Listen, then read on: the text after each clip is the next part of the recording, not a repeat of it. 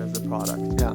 So to ask the question again, do I even need a personal brand? So I guess not everyone does, but I guess that the people who are listening to our podcast are in the category that it could really help them throughout their life and throughout their career to some extent. So I would argue that everyone could benefit from a personal brand. Even an engineer who is working with a team in a company who is not really on social media, if they have a personal brand, they get more opportunities, more jobs coming towards them, more people knowing about them. You always have something to tell the world, and you need somebody to listen that. So I would argue that everybody could benefit from personal brand. But a lot of people use social media just to show picture of their cats and but that's up to them.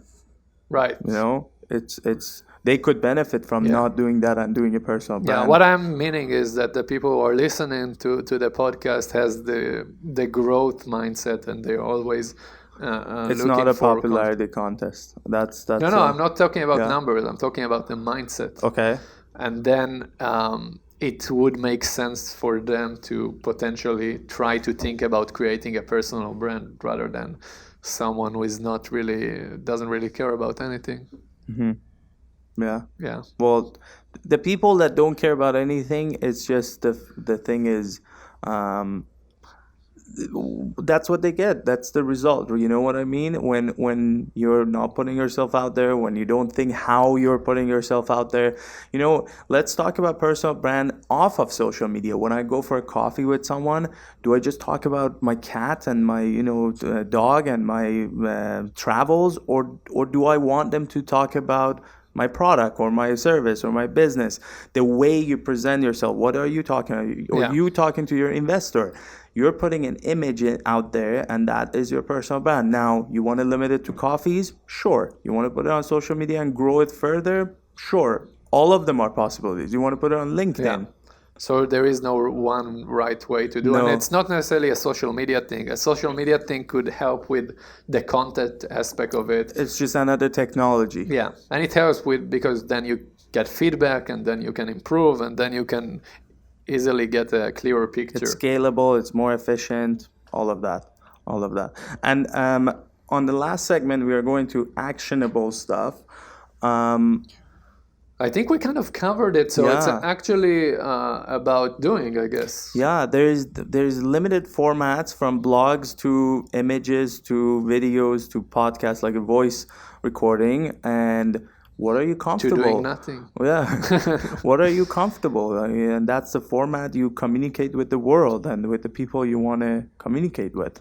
Yeah, and I guess you should start by talking about things that you can provide value in. So just think about, what are you talking about with your friends? What are your friends calling you for? Mm-hmm. What advice are you giving them? I'm sure that if they're looking for this advice, at least 500,000 more people are looking for the same advice. But when you think about value, it automatically put things in perspective. Like, you don't have to work super extra hard to put everything together perfectly, but the moment you have in your mind that I want to bring value to this person, that will put you in the right mindset. It becomes difficult when you start to thinking about me, and telling your story. This is one thing that we talk here on the podcast is, if we talk about us, is we give examples of things that we did or are doing to give value to you can always come back to yourself and re-strategize with the way you're doing your content, and try to steer the boat towards the goal you have. But to begin with, you need to focus on value. How can I bring value to people? Who are the people that I can bring value to? And the thing is, even with the education part of it, there are thousands of people that share the same information on YouTube and online. So you might feel like, oh, wow, well, I'm not doing anything different. But it's about personality too. I can learn about cameras or learn about podcasts or social media from a number of people, but I find my guy on YouTube, and that's the guy I like to watch, the way he talks, the way he teaches. Yeah, you can find like 10 similar guys that are doing the similar thing, but it's also about personality, and this is the brand part that you are connected to. Exactly. And